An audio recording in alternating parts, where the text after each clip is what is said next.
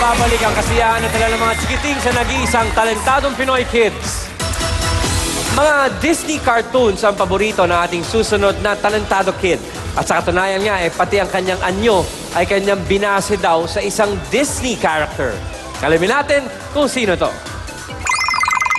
Bali, nag-start po si Alyssa ng kumanta nung 4 years old po siya. Sinama po siya nung teacher niya po sa daycare center. Tinanong lang po nung teacher nila kung sinong gustong kumanta nagtaas po ng kamay. Nagtaas po ako kaagad ng kamay nun kasi po gusto ko pong maging sikat na singer po. I can go the day. Para po maka-aral po ako ng maraming kanta. Nanonood po ako ng mga Disney cartoons like mga Pocahontas po, mga ganun po. Paulit-ulit. Kasama niya yung kapatid niya, nanonood silang dalawa. Kaya ako po pinapahaba yung buhok ko po kasi po gusto ko pong gayahin si Pocahontas po. Gusto ko po na maging sikat na singer. Gusto ko rin pong maging stewardess. Tsaka gusto ko pong makapag-perform sa Broadway po, kagaya po ni Miss Lea Salonga po. Showing off a reflection of her talent, please get ready for Alyssa May Raskin, or simply Alyssa.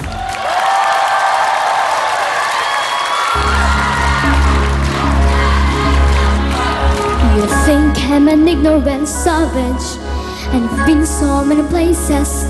I guess it must be so, but still I cannot see if the savage one is me. How can there be so much that you don't know? You don't know.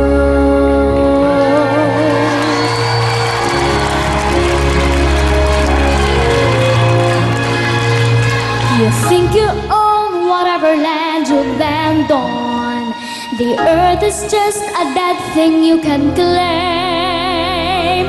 But rock and tree and creature has a life, has a spirit, has a name. The rainstorm and the river are my brothers. The heron and the otter are my friends. And we are all connected to each other in a circle, in a hoop that never ends. How high does the sycamore grow? If you cut it down, and you'll never know, and you'll never hear no one cry to the blue-corn moon. For whether we're white or copper skin, we need to sing with all the voices of the mountain, to paint with all the colors of the wind. You can know the earth and still all you own is earth until you can paint with all the colors of the wind.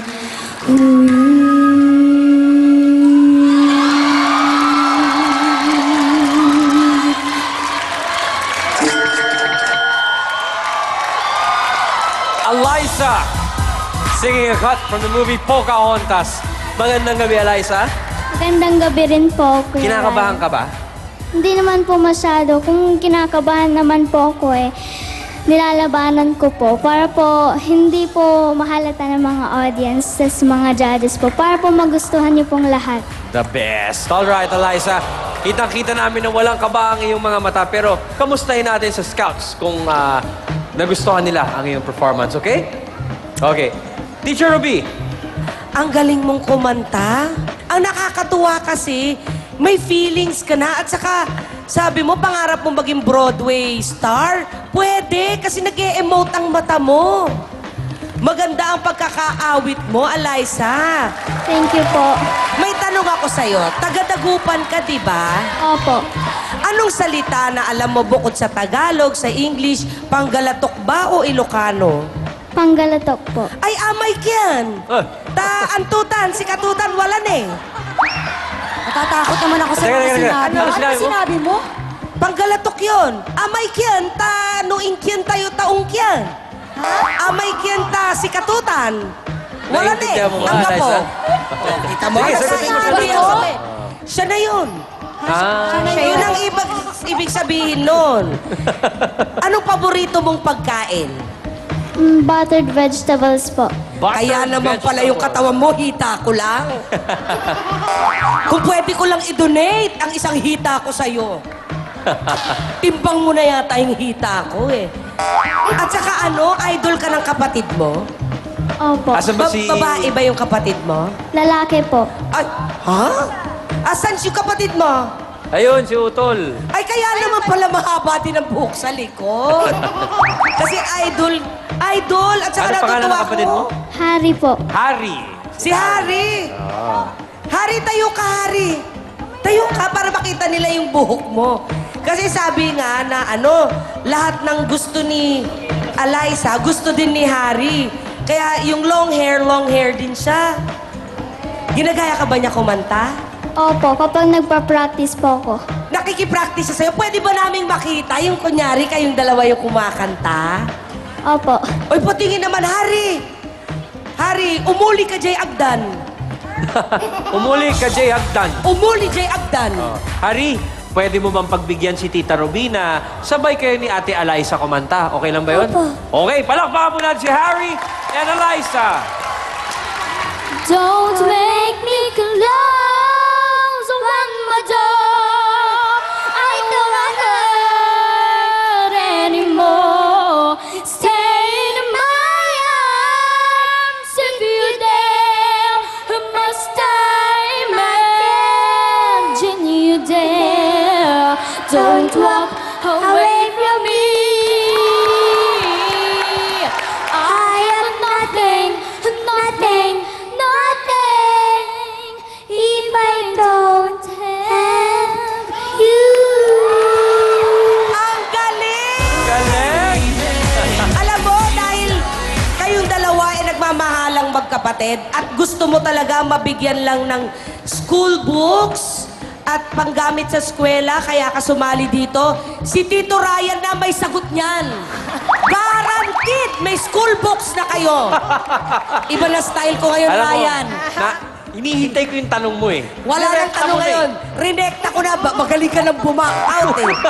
Magaling ka ng box out eh. Tita Robina, nabasa ko rin yan kanina. Kasi po, sa hindi lang, para na sa audience natin, no, si Eliza po, ang plano niya sa mapapanalunan niyang premyo, kung sakasakaling siya ang magwagi ngayong gabi, ibibili daw ng libro etong si Harry for schools. So, Daddy, si Harry ba naka-enroll na this year? May mga libro na? Hindi pa kompleto. I guess, hindi na kailangan ito, no? Ikaw, direct. Direct. Kaya mo na yan. Alam ko bago naman, yun. sasabihin mo, sasaluhin mo. Hindi, Harry, si Ate Eliza, ang gusto lang niyang gawin daw sa premyo, mabili ka ng libro. Okay ba sa'yo yun? Opo. Okay, kaya ang gagawin natin, dahil ikaw, napakatapang mo rin umakyat dito at kumanta at sinama mo si Ate Eliza, manalo man o matalo, talentadong Pinoy na ang bahala sa mga school books mo. Okay?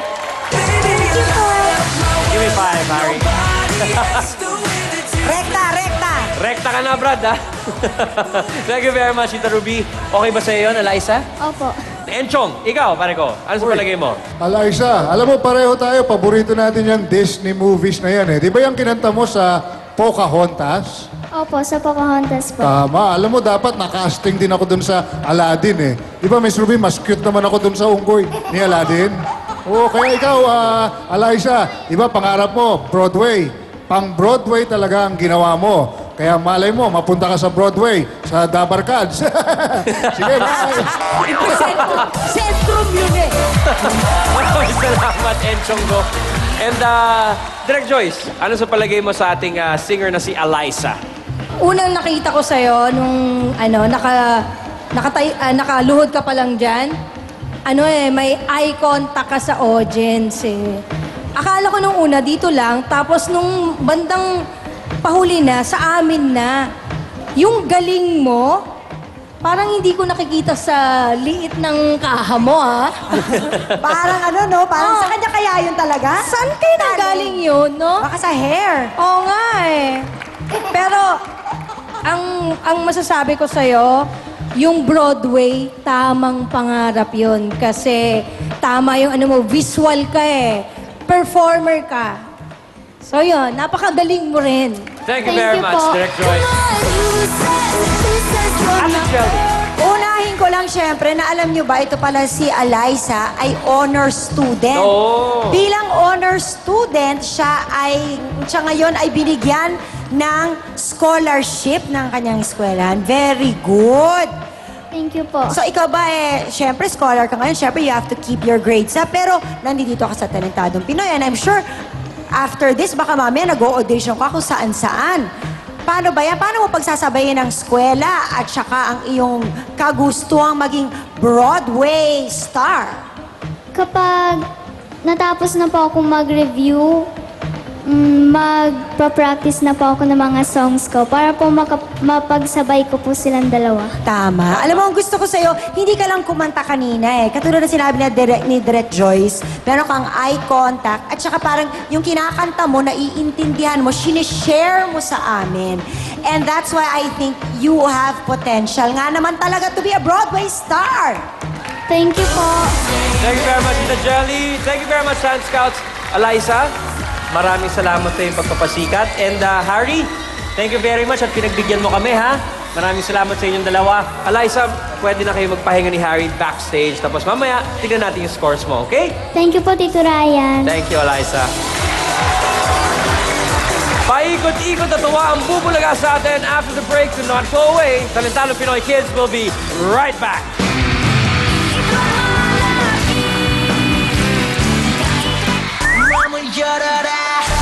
Kay mapapabilib sa K-forma na K-popper nararampa. Original Playboy. Magkaroon kaya siya ng K at ano ang kanilang say? Malalaman mo sa pagbabalik ng